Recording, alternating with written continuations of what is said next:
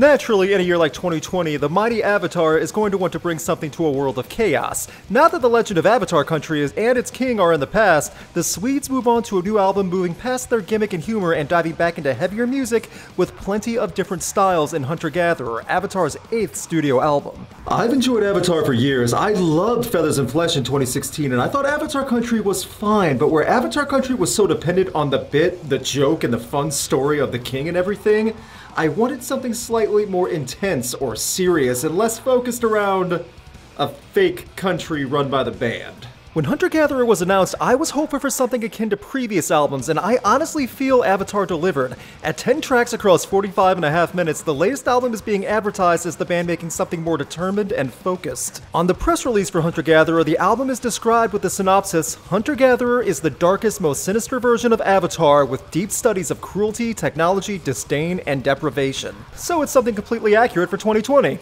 In all seriousness, that press release stated that there would be more of a focused narrative as Feathers and Flesh did, and I'm all for that, as I feel Avatar being intimidating and fierce is the best type of Avatar. Not saying that Avatar country was weak, that's not the angle I'm taking. I'm just saying the band is best when they're a bit more sinister and vicious. If you've ever met the band or saw them live, you'd never think that these fun-loving guys were full of so much dooming ferocity. Avatar has been around for quite a while, and due to a lot of Sirius XM play and festival appearances, Avatar the band finally has name value in the US while competing with a massive blockbuster movie and highly cherished TV show.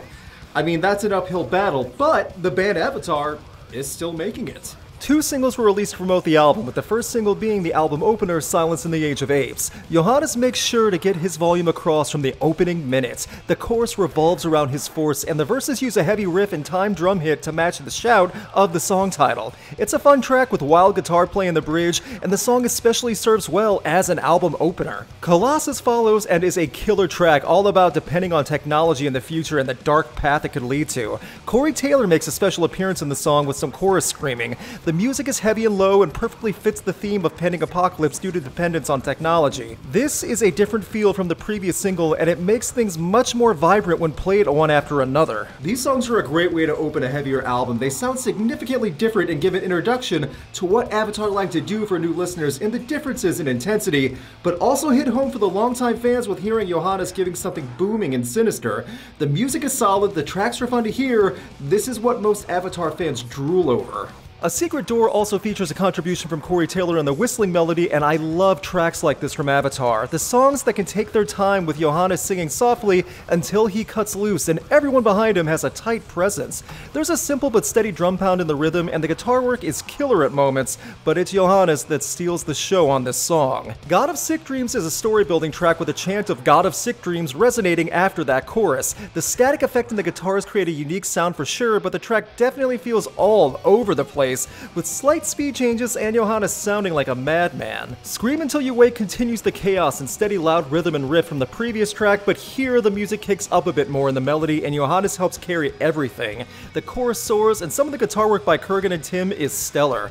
Great song, great pickup from the previous track. Child is 5.5 minutes of a dark story with varying volumes, and like God of Sick Dreams, the song is all over the place in performance. The track about a child and his unfortunate mother is intense, to say the least, and if anything, it's interesting, if not a bit hard to get through musically. Justice is heavy and kicks off with a steady riff. This is a much fiercer Avatar in parts, and some of the lyric lines about seeing the future and justice are extremely memorable in the chorus. The guitar work again is stellar, and when Johannes wants to take things up a notch, it's songs like this that remind me just how powerful of a presence his voice can have. Gunn changes everything with the opening of piano notes and a faded Johannes singing slowly in a solemn manner. This is exactly what not to expect on an Avatar album, and I think will catch many newer fans by surprise. It's well written and it sticks with you. The vocal track mixing isn't perfect with the fading, but I still feel the song belongs here. Where All But Force Has Failed has an underlying electronic beat at the beginning with every band member becoming unleashed. This song is a force to be reckoned with, no pun intended,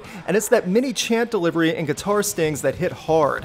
It's the shortest track on the album, and with the speed and intensity given, it goes by in a flash. Great track, great performance. Wormhole ends the album with a slow, steady, but heavy track. The riff and drum roll creates a unique effect to replicate going through a wormhole, which really does get the feel across. Johannes transitions from screaming his head off to singing about the journey and its controlled chaos in the best way. This is a crazy way to end an album. In many ways, it's as crazy as Avatar, though. Maybe Gunn should have ended the album, but I can't argue this doesn't work as a closer either, so it works. This is what I wanted in a new Avatar album, especially after something a bit less serious in Avatar Country. Hunter Gatherer is fierce and has wildly differing styles throughout, sometimes within the same track. Johanna's proved he can make something unique sounding while the guitar work behind is dazzling. It feels like a return to form for the Swedes in their intensity and sound, with Avatar still proving they are completely insane at points. Overall, Hunter Gatherer dives deep into a creative world filled with lyrical storytelling and also boasts great guitar work and singing that carries the album. For both longtime Avatar fans and those who are only faintly familiar with the group, this is an album worth hunting down and hearing what the group is capable of making in 2020. It's wild, brooding, chaotic, and great. What did you think of Hunter Gatherer? Leave a comment below and let everyone know. Big thanks to my patrons and a special thanks to Brandon Barenfeld, Chris Doman, and Dom Smith. You can help support the channel and get perks like seeing videos early and vote on upcoming videos by supporting Rocked on Patreon. Just $2 a month goes a long way. Click on the link in the video description for more info. Please subscribe to get notified on upcoming videos. You can check out my concert photography on Instagram, and you can keep up to date with Rocked on Facebook and Twitter.